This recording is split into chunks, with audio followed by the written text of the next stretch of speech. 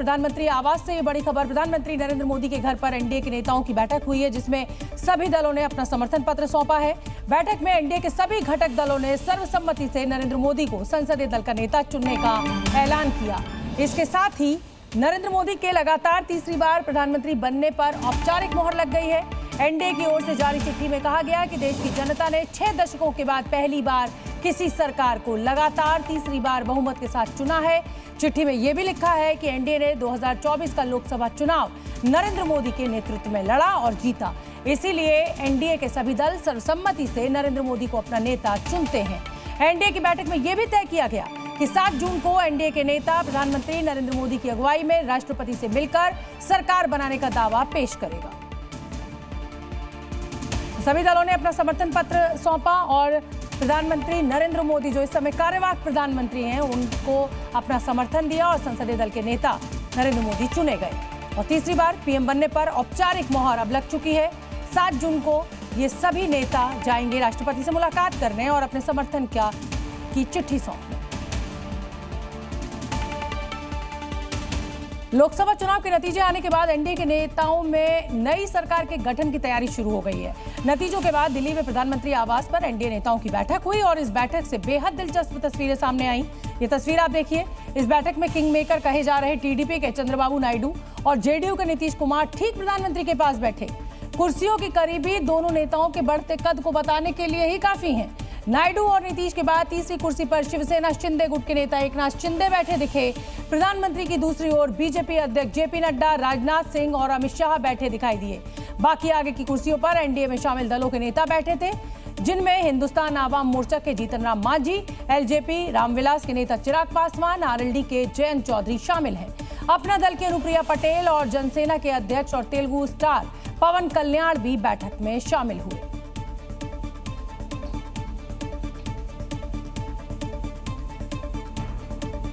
लोकसभा चुनाव के नतीजे आने के बाद अब नई सरकार बनाने की कवायद तेज हो गई।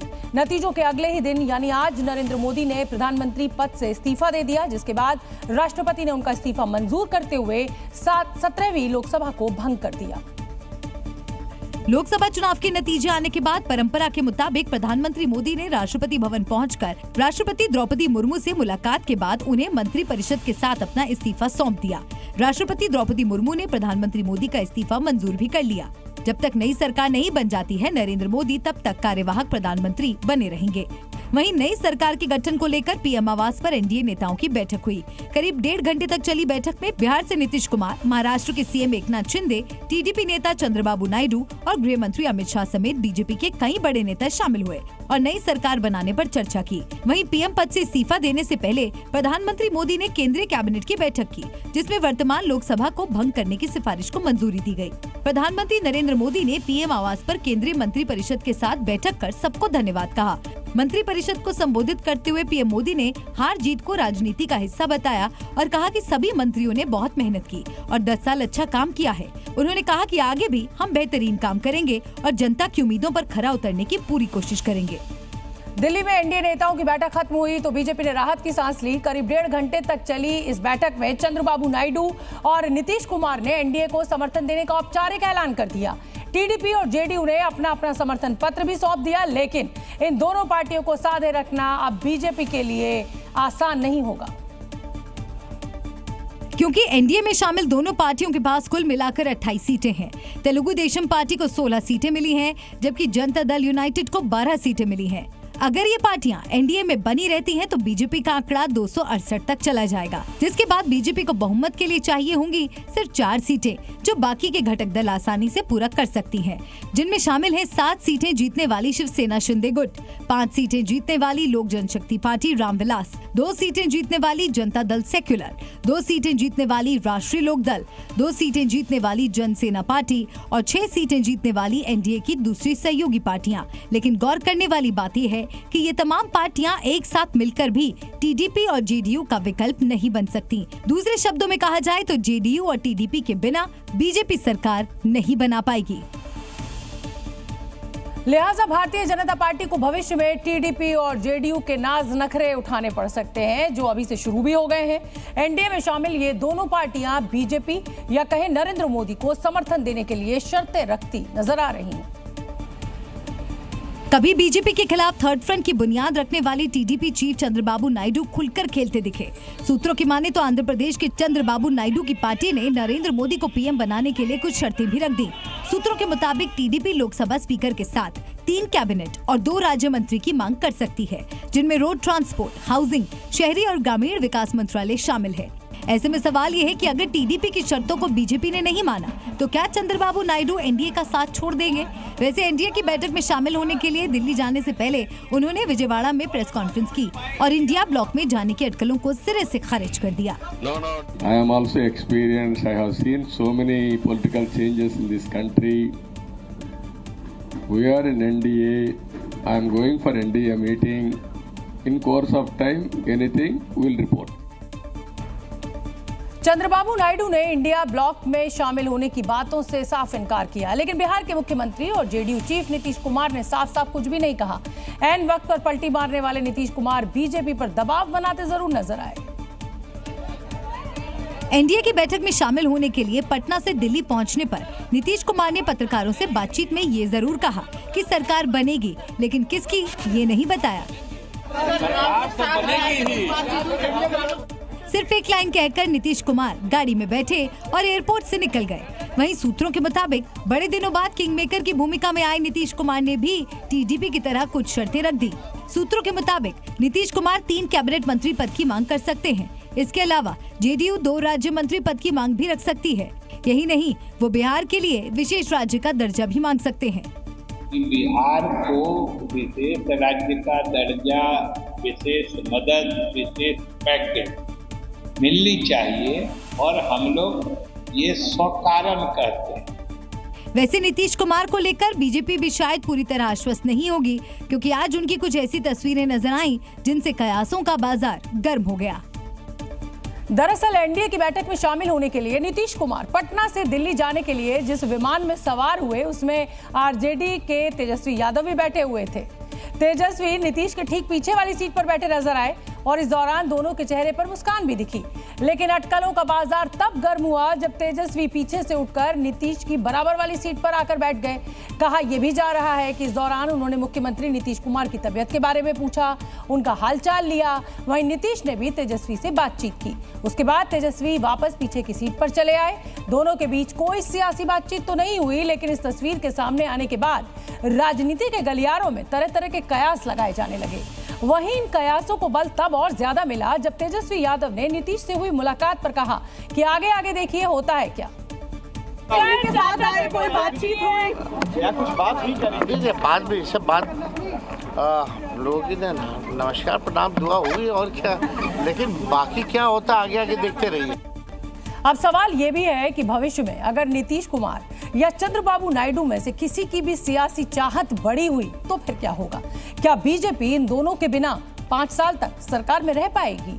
मान लीजिए कि अगर तेलुगु देशम पार्टी भविष्य में एनडीए का साथ छोड़ देती है तो भी एनडीए के पास बहुमत के लिए जरूरी 272 से 4 सीटें ज्यादा यानी 276 सीटें होंगी। यानी टीडीपी के अलग होने पर भी एनडीए नरेंद्र मोदी के नेतृत्व में सरकार बना सकती है। अगर नीतीश कुमार भविष्य में एनडीए का साथ छोड़ते हैं तो एनडीए गठबंधन की सीटें घटकर 280 पर आ जाएंगी। ये बहुमत के लिए जरूरी 272 सीटों से 8 ज्यादा है। मतलब ये कि एनडीए नीतीश कुमार के बगैर भी सरकार बनाने की स्थिति में है। वहीं जेडीयू और टीडीपी के अलावा बीजेपी को एनडीए में शामिल दूसरी पार्टियों के 24 सांसदों का भी समर्थन हासिल है, जो एक बड़ा किरदार अदा करते हैं। वहीं इस बार 7 निर्दलीय और 11 छोटे दलों के सांसद जीते हैं। ये ना तो एनडीए गठबंधन में है और ना ही इंडिया गठबंधन में है। लेकिन गौर करने वाली बात यह है कि इनमें से कई बीजेपी के पूर्व सहयोगी हैं। ऐसे में ज्यादा संभावना है कि ये एनडीए में जा सकते हैं, यानी एनडीए का पलड़ा हर हाल में भारी रहेगा। सरकार बनाने की कवायद के बीच नीतीश कुमार के पाला बदलने की चर्चा भी गरमाने लगी है। नीतीश कुमार के पलटने का पुराना इतिहास रहा है। वो कभी एनडीए में रहते हैं तो कभी महागठबंधन में शामिल हो जाते हैं। नीतीश कुमार ने साल 1994 में जनता दल छोड़ दिया था और अपनी समता पार्टी बना ली थी। साल 1998 में नीतीश कुमार एनडीए गठबंधन में शामिल हुए थे और फिर 2013 में एनडीए छोड़कर आरजेडी के समर्थन से बिहार के मुख्यमंत्री बने थे। साल 2015 में नीतीश कुमार ने कांग्रेस और आरजेडी के साथ महागठबंधन बनाया था। साल 2017 में फिर महागठबंधन छोड़कर एनडीए का दामन थाम लिया था। साल 2022 में नीतीश ने फिर एनडीए का साथ छोड़ा और इस बार कांग्रेस और आरजेडी के साथ आ गए। और इसके बाद इसी साल यानी 2024 में नीतीश फिर एनडीए में शामिल हुए और बिहार के मुख्यमंत्री बने। ऐसे में सवाल यह है कि क्या नीतीश एक बार फिर एनडीए को झटका देकर महागठबंधन में तो शामिल नहीं हो जाएंगे। पश्चिम बंगाल में टीएमसी की बम्पर जीत के बाद हिंसा और बढ़ गई। पश्चिम बंगाल के हंसाबाद में कुछ लोगों ने बीजेपी के कार्यालय को ही फूंक दिया और बीजेपी के दफ्तर में आग लगा दी। वहां से जो तस्वीरें सामने आई हैं उसमें आग की लपटों से घिरा बीजेपी कार्यालय धुंधु कर जलता हुआ दिखाई दे रहा है। बीजेपी ने टीएमसी समर्थकों पर बीजेपी दफ्तर को फूंकने का आरोप लगाया है। वहीं हिंसा का ये दौर पश्चिम बंगाल के भाटपाड़ा और बैरकपुर में भी जारी रहा। आरोप है कि देर रात टीएमसी के कार्यकर्ता पहुंचे और बीजेपी समर्थकों के घरों पर बमों से हमला किया और वहां तोड़फोड़ भी की।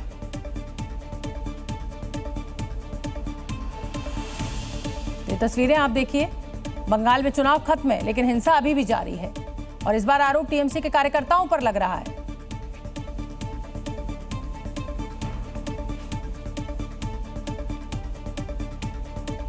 दिल्ली में मैराथन बैठक के बीच इंडिया गठबंधन भी सरकार बनाने की संभावना तलाश रहा है और दूसरे दलों से संपर्क करने का प्रयास भी कर रहे हैं। और विरोधी गठबंधन की निगाह टीडीपी और जेडीयू पर टिकी है जो एनडीए का हिस्सा हैं। ऐसे में कई फॉर्मूलों की चर्चा है। पहला फॉर्मूला ये है कि अगर तेलुगु देशम पार्टी आईएनडीआईए गठबंधन के साथ मिलती है तो आईएनडीआईए के 234 और टीडीपी के 16 सांसद मिलकर आंकड़ा 250 तक ही पहुंचता है। यानी आईएनडीआईए गठबंधन तब बहुमत के आंकड़े से 22 पीछे रह जाएगी। जबकि दूसरा फॉर्मूला ये है कि अगर जेडीयू मिल जाए तब भी आंकड़ा 246 तक ही पहुंचेगा और अगर जेडीयू और टीडीपी दोनों मिल जाएं तब आंकड़ा 262 तक पहुंचेगा। ऐसे विरोधी दल को और संभावनाएं तलाशनी होंगी। आईएनडीआईए गठबंधन बनने से पहले बीजेपी से नाराज चंद्रबाबू नायडू थर्ड फ्रंट बनाने में जुटे थे। कई पार्टियों को एकजुट भी कर लिया था। ऐसे में विरोधी दल को उम्मीद है कि नायडू उनके साथ आ सकते हैं। अगर आप नायडू जी का बयान सुन लीजिए, कुछ साल पहले उन्होंने क्या कहा था कि तानाशाही की सरकार नहीं चल सकती और without the consent of the states ये जो ईडी कर रही है, ये जो सीबीआई कर रही है, ये मंजूर नहीं है। सरकार बनाने के गणित में एनडीए का पलड़ा भारी है लेकिन इंडिया गठबंधन भी जोड़ तोड़ में लग सकती है जिसकी संभावना है कि केंद्र में जेडीयू क्योंकि है। और इस सिलसिले में एक तस्वीर की चर्चा आजकल जोरों पर हो रही है जो आज की ही तस्वीर है। बिहार के मुख्यमंत्री नीतीश कुमार और पूर्व डिप्टी सीएम तेजस्वी यादव एक साथ एक ही फ्लाइट से दिल्ली रवाना हुए। फ्लाइट में नीतीश कुमार आगे की सीट पर बैठे दिखाई दिए तो तेजस्वी यादव पीछे बैठे मुस्कुराते दिखे। तो वहीं नीतीश कुमार भी फ्लाइट में लोगों का अभिवादन स्वीकार करते रहे और हाथ जोड़कर जवाब दिया। लेकिन इन सबके बीच एक और चर्चा है, क्या नीतीश और तेजस्वी का एक ही फ्लाइट से दिल्ली आना महज संयोग है या फिर आरजेडी का प्रयोग। राजनीतिक सूत्रों की माने तो आरजेडी ने पूरी योजना के तहत ऐसा किया ताकि तेजस्वी और नीतीश कुमार की बात हो जाए और एनडीए को सरकार बनाने से रोका जा सके। इसकी जानकारी जैसे ही जेडीयू नेताओं को लगी तो दोनों की सीट आगे पीछे करवाई गई और दिल्ली पहुंचने पर तेजस्वी यादव ने क्या कहा ये भी सुनिए। अभी हमको लगता है थोड़ा धैर्य रखिए, अभी देखते जाइए क्या क्या होता है। दरअसल तेजस्वी यादव प्रचार के दौरान ये बात कह भी चुके हैं कि 4 जून के बाद नीतीश कुमार बड़ा फैसला ले सकते हैं। जबकि नीतीश कुमार ने जब महागठबंधन का साथ छोड़ा था तब ये कहा कि वो अब इधर उधर जाने वाले नहीं हैं। आप पहले आए थे, इधर हम गायब हो गए थे, तभी हम फिर आपके साथ हैं। हम आपको आश्वस्त करते हैं कि अब इधर उधर होने वाले नहीं हैं, हम रहेंगे आप ही के साथ। इतना ही नहीं, चुनाव प्रचार के दौरान नीतीश कुमार को खुद प्रधानमंत्री नरेंद्र मोदी काफी तवज्जो देते रहे। वहीं मतगणना से एक दिन पहले भी नीतीश कुमार ने दिल्ली आकर पीएम नरेंद्र मोदी से मुलाकात की थी। 18वें लोकसभा चुनाव के लिए आए नतीजों ने सबको चौंका दिया है। एक तरफ जहां एनडीए गठबंधन के 400 पार सीटें जीतने का सपना चकनाचूर हुआ तो वहीं दूसरी तरफ इंडिया गठबंधन मोदी लहर पर ब्रेक लगाने में कामयाब नहीं रहा। यही वजह रही कि नतीजों के बाद से ही विपक्ष लगातार प्रधानमंत्री मोदी पर हमलावर दिखा। कांग्रेस ने अयोध्या का जिक्र करते हुए दावा किया भगवान राम का नाम सिर्फ चुनाव जीतने के लिए किया। कर्नाटक में जब बजरंगबली का नाम का दुरुपयोग किया था तो एक गदा मारी थी मोदी जी, कर्नाटक साफ हो गई थी। और जब आपने भगवान राम का दुरुपयोग किया तो उन्होंने ऐसा मारा कि पूर्ण बहुमत में नहीं आ पाया। वहीं तेजस्वी यादव ने देश की जनता को धन्यवाद देते हुए कहा कि लोगों ने अहंकार और तानाशाही की राजनीति को बड़ा झटका दिया। लोगों ने संविधान लोकतंत्र को बचाने के लिए मत किया और जो तानाशाही रही है मोदी जी उनको सबक सिखाया। चुनाव नतीजों से उत्साहित शिवसेना उद्धव गुट ने मोदी लहर खत्म होने का दावा किया। बहुमत नहीं, जितना लाना था उतना ला दिया ईडी सीबीआई ने। 240 ईडी सीबीआई का आंकड़ा है, ये थोड़ी बीजेपी का आंकड़ा है। लोकसभा चुनाव में एनडीए ने बहुमत का आंकड़ा तो पार कर लिया, लेकिन बीजेपी इस बार 240 सीटों पर ही सिमट कर रह गई, जो पिछली बार की तुलना में काफी कम है। वहीं कांग्रेस ने भी इस चुनाव में अपनी ताकत का एहसास करा दिया। और यही वजह रही कि देश की सबसे पुरानी पार्टी कांग्रेस एक बार फिर दूसरी सबसे बड़ी पार्टी बनकर उभरी। इस चुनाव में कांग्रेस ने उन राज्यों में भी अच्छा प्रदर्शन किया जहां पिछले कई चुनावों में उसे हार का सामना करना पड़ रहा था। कांग्रेस ने इस चुनाव में जीत हासिल करने के लिए अलग रणनीति पर काम किया, जिसके मुताबिक कांग्रेस ने बीजेपी का मुकाबला करने के लिए विपक्षी पार्टियों को लामबंद किया। कुछ क्षेत्रीय दलों के मुद्दे और उनकी विचारधारा को दरकिनार कर उनसे हाथ मिलाया। क्षेत्रीय दलों के साथ सीट शेयरिंग के मुद्दे पर समझौता किया। कांग्रेस ने अलग अलग राज्यों में क्षेत्रीय दलों को ज्यादा सीटों पर चुनाव लड़ने का मौका दिया। साथ ही जिन राज्यों में सीट बंटवारे से फायदा होता दिखा वहां सीट शेयरिंग की, और जिन राज्यों में अकेले लड़ने से जीत की उम्मीद थी वहां गठबंधन से दूरी बनाई। पंजाब और पश्चिम बंगाल में कांग्रेस अकेले दम पर चुनाव लड़ी। साथ ही बीजेपी उम्मीदवार के खिलाफ एक सीट पर एक उम्मीदवार देने की कोशिश की। हालांकि कांग्रेस के इस फैसले से पार्टी के कई नेताओं की नाराजगी भी सामने आई और उन्होंने कांग्रेस छोड़ दूसरी पार्टियों का दामन थाम लिया। इसके बावजूद कांग्रेस ने अपनी रणनीति में बदलाव नहीं किया, जिसका नतीजा भी सामने आया और इस बार चुनाव में कांग्रेस दूसरी बड़ी पार्टी बनकर उभरी। इतना ही नहीं, इस बार चुनाव में कांग्रेस की सीटें भी करीब दोगुनी हुई, तो वहीं वोट शेयर में भी उछाल दिखा। कांग्रेस ने 2024 के चुनाव में 327 सीटों पर चुनाव लड़ा और 99 सीटों पर जीत दर्ज की। इस बार चुनाव में कांग्रेस ने 21.19% वोट हासिल किए, जबकि 2019 के चुनाव में कांग्रेस ने 52 सीटों पर जीत हासिल की थी और वोट प्रतिशत 19.7 था। उत्तर प्रदेश की जिन लोकसभा सीटों पर बड़ा उलटफेर हुआ, उनमें फैजाबाद लोकसभा सीट भी शामिल रही, जिसमें अयोध्या नगरी भी आती है। रामलला का भव्य राम मंदिर बनने के बाद माना जा रहा था कि ये सीट बीजेपी के लिए बहुत आसान होगी, लेकिन वहां के नतीजों ने सबको चौंका दिया। क्योंकि फैजाबाद सीट भी बीजेपी नहीं बचा पाई। बीजेपी उम्मीदवार लल्लू सिंह को करारी हार का सामना करना पड़ा। इस बार चुनाव में समाजवादी पार्टी के उम्मीदवार अवधेश प्रसाद को जहां करीब 5,54,000 वोट मिले, वहीं बीजेपी के लल्लू सिंह को 4,99,000 से ज्यादा वोट मिले और लल्लू सिंह को करीब 54,000 वोट से हार का सामना करना पड़ा।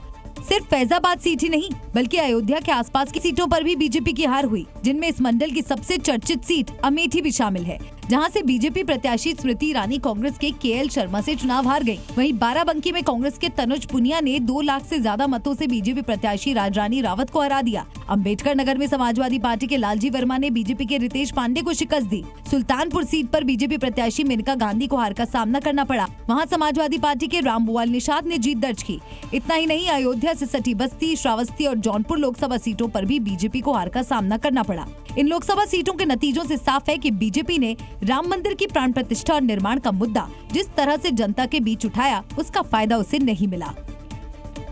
जिसके बाद से ही ये चर्चा तेज हो गई कि आखिर फैजाबाद समेत अयोध्या मंडल की बाकी सीटों पर बीजेपी क्यों हारी। क्योंकि अयोध्या में भव्य राम मंदिर बना, एयरपोर्ट बना, रामपथ बना, राम की पैड़ी की सुंदरता बढ़ाई गई, लेकिन इतना विकास होने के बाद भी आखिर क्या वजह थी जो बीजेपी को ले डूबी। अयोध्या नगरी वाली सीट फैजाबाद में बीजेपी की हार की कई वजह सामने आई। बताया गया कि इलाके के लोग बीजेपी प्रत्याशी लल्लू सिंह से नाराज थे। लल्लू सिंह पर जनता की बातें अनसुनी करने का आरोप था। रामपथ के निर्माण के दौरान लोगों की दुकानें और मकान तोड़े गए और उचित मुआवजा नहीं मिलने से लोगों में काफी नाराजगी थी। इन सब के अलावा फैजाबाद सीट पर इस बार अखिलेश यादव ने नया प्रयोग किया, जो उनकी पार्टी के लिए सही साबित हुआ। अखिलेश यादव ने वहां जातीय समीकरण को देखते हुए सामान्य सीट होने के बावजूद दलित समाज से आने वाले अवधेश प्रसाद पर अपना दांव खेला। फैजाबाद लोकसभा क्षेत्र में 84% आबादी हिंदुओं की है, जिनमें ओबीसी मतदाताओं की संख्या करीब 26% है, तो वहीं सामान्य वर्ग के मतदाता 29% हैं। यादव मतदाताओं की संख्या करीब 13% है, जबकि दलित वोटर 4% के करीब हैं। जानकारी के मुताबिक समाजवादी पार्टी और कांग्रेस के बीच गठबंधन होने से दोनों दलों के वोट मिल गए, जिसका नतीजा ये हुआ कि इस सीट पर बीजेपी को मुंह की खानी पड़ी। लोकसभा चुनाव में एनडीए को सबसे ज्यादा उत्तर प्रदेश के नतीजों ने चौंकाया है। यहां उत्तर प्रदेश के 2 लड़कों की जोड़ी ने कमाल कर दिया और एनडीए पर भारी रहे। और उत्तर प्रदेश में समाजवादी पार्टी सबसे बड़ी पार्टी के रूप में उभरी। साथ ही कांग्रेस को भी काफी फायदा हुआ। यूपी की 80 लोकसभा सीटों पर 7 चरणों में हुए चुनाव में एसपी और कांग्रेस यानी राहुल गांधी और अखिलेश यादव ने मिलकर चुनाव लड़ा था और 2019 के मुकाबले शानदार सीटें हासिल की। Samajwadi party 37 seat, Congress 6 seat, जबकि बीजेपी ने 33 सीट पर जीत दर्ज की। दरअसल यूपी में 7 साल बाद कांग्रेस और समाजवादी पार्टी साथ मिलकर चुनाव लड़े। दोनों पार्टियां 2017 में एक साथ आई थीं, लेकिन तब ये गठबंधन कुछ खास कमाल नहीं कर सका था। 2017 के विधानसभा चुनाव में जब एसपी और कांग्रेस ने मिलकर चुनाव लड़ा तो 60 सीटें भी नहीं मिल सकी थीं।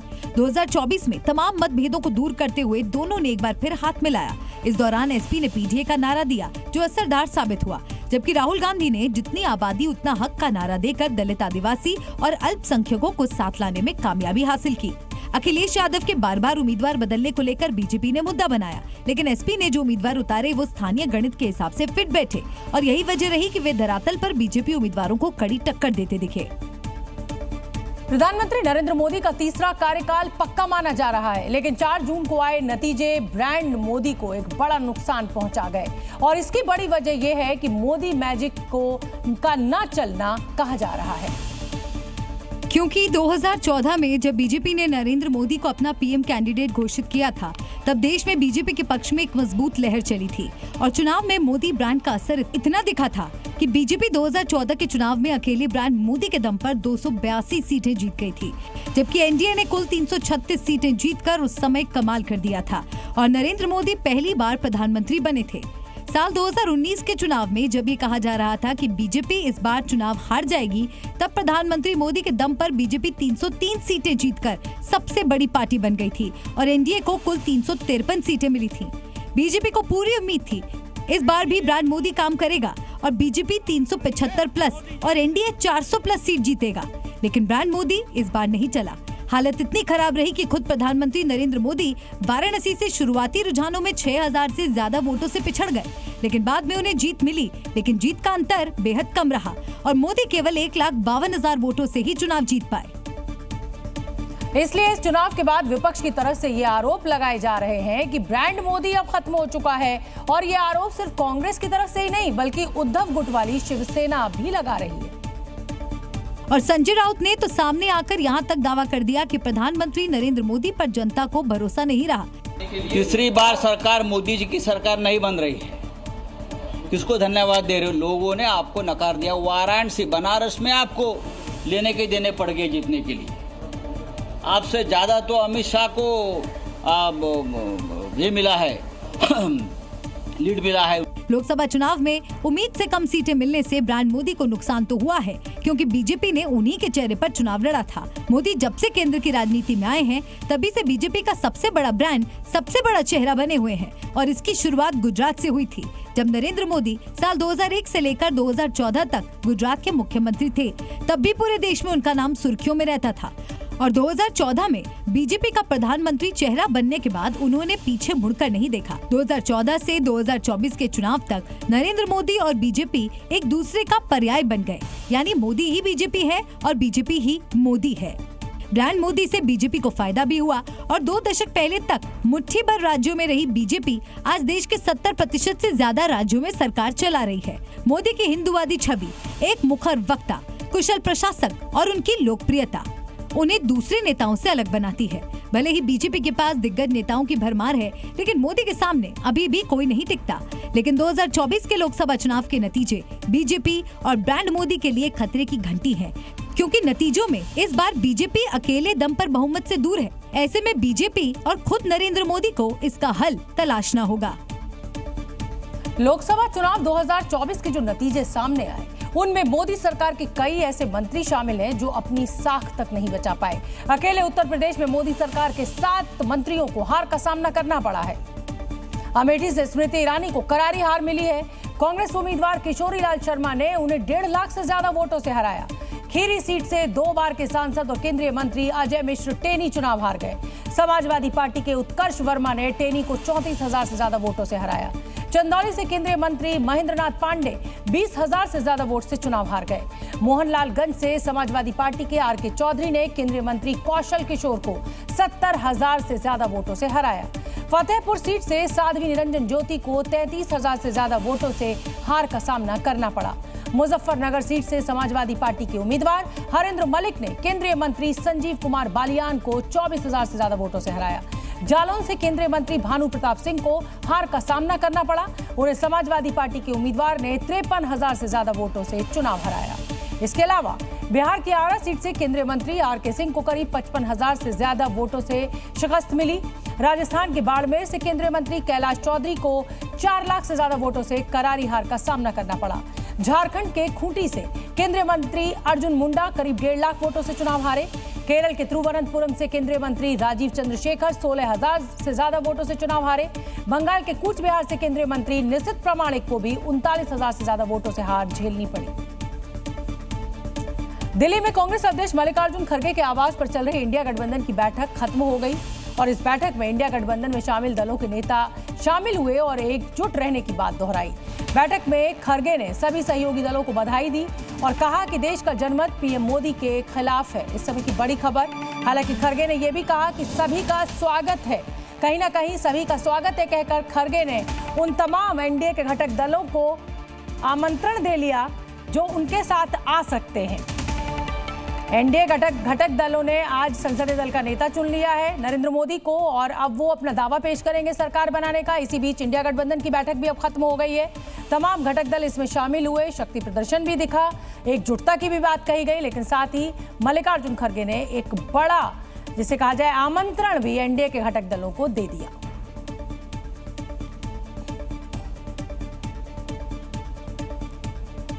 बीजेपी को 2 बार सत्ता सौंपने के बाद जनता ने उसे तीसरी बार सरकार चलाने की स्थिति में लाकर तो खड़ा कर दिया, लेकिन कार्यप्रणाली और नीतियों में बदलाव के लिए भी मजबूर किया।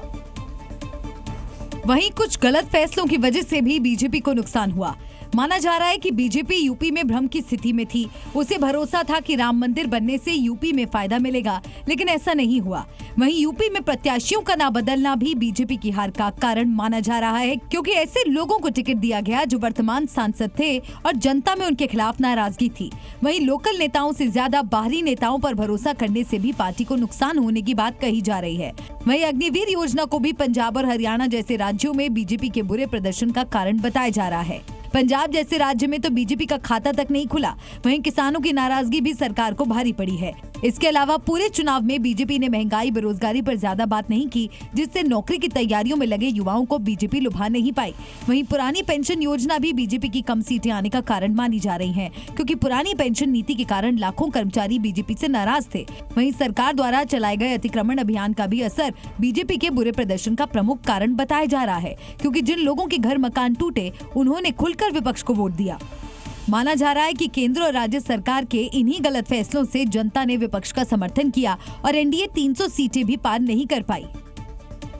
आम चुनाव में बीजेपी का बहुमत तक न पहुंच पाना कई सवाल खड़े कर रहा है। सूत्रों के मुताबिक एक वजह ये भी बताई जा रही है कि राष्ट्रीय स्वयं सेवक संघ यानी आरएसएस के हाथ खींचने से बीजेपी का ये हाल हुआ। राष्ट्रीय स्वयं सेवक संघ को बीजेपी का बैकबोन माना जाता है। नरेंद्र मोदी तीसरी बार सरकार बनाने जा रहे हैं, लेकिन पूर्ण बहुमत के साथ नहीं, बल्कि गठबंधन की मजबूरी के साथ। बीजेपी ने चुनाव में 400 पार का नारा दिया था, लेकिन उसे सिर्फ 240 सीटें ही मिली, जो पूर्ण बहुमत से 32 अंक पीछे है। सूत्रों के मुताबिक बीजेपी का ये हाल राष्ट्रीय स्वयं सेवक संघ से दूरी रहा, जिसकी वजह से बीजेपी को गठबंधन के सहारे की जरूरत पड़ रही है। ऐसा भी माना जाता है कि चुनाव के दौरान आरएसएस जमीन पर भी सक्रिय नहीं था। चुनाव के दौरान वोटिंग प्रतिशत काफी कम रहा।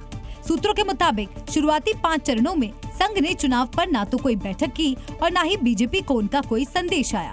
छठे चरण की वोटिंग से पहले बीजेपी अध्यक्ष जेपी नड्डा के बयान को संघ की नाराजगी की एक वजह माना जा रहा है, जिसमें उन्होंने कहा था कि पार्टी उस समय से विकसित हुई है जब उसे आरएसएस की जरूरत थी और अब वो सक्षम है और अपना काम खुद चलाती है। आरएसएस एक वैचारिक मोर्चा है और अपना काम करता है, और ऐसा माना जा रहा है कि नड्डा का ये बयान स्वयं सेवकों को रास नहीं आया।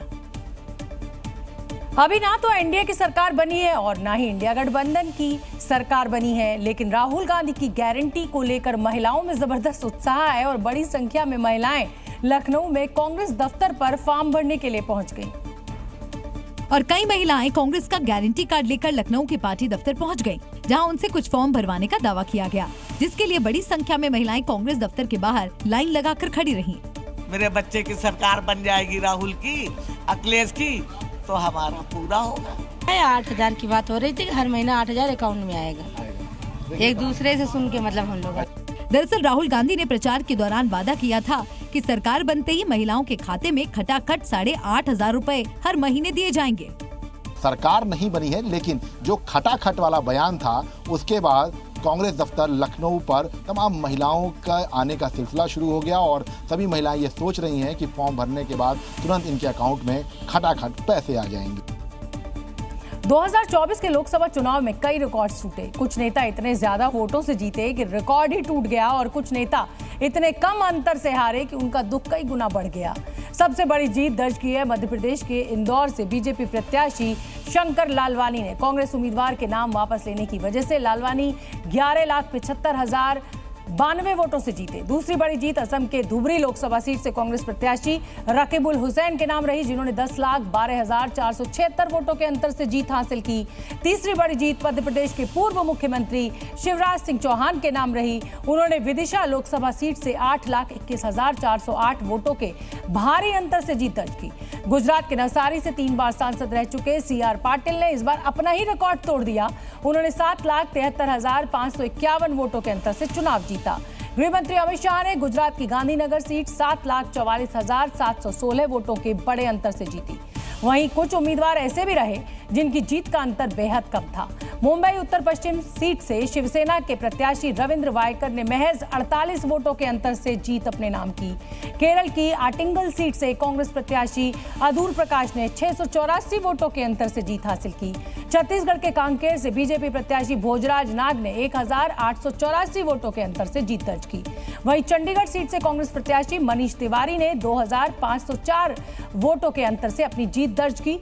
लक्षद्वीप सीट से कांग्रेस प्रत्याशी मोहम्मद हमदुल्ला सईद ने 2,647 वोटों के अंतर से जीत दर्ज की।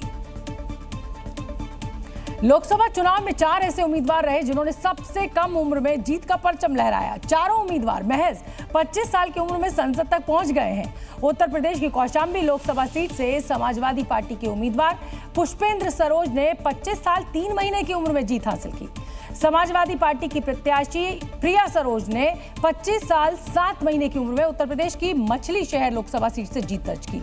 बिहार की समस्तीपुर लोकसभा सीट से शांभवी चौधरी ने LJP रामविलास पार्टी के टिकट पर चुनाव लड़ा और महज 25 साल की उम्र में जीत का परचम लहराया। राजस्थान की भरतपुर लोकसभा सीट से कांग्रेस के टिकट पर चुनाव लड़ने वाली संजना जाटव ने भी 25 साल की उम्र में जीत हासिल की। इसके अलावा 2024 के लोकसभा चुनाव में DMK के TR बालू सबसे उम्रदराज सांसद बने। उन्होंने 82 साल की उम्र में तमिलनाडु की श्री पेरुम्बुदूर लोकसभा सीट से अपनी जीत दर्ज की।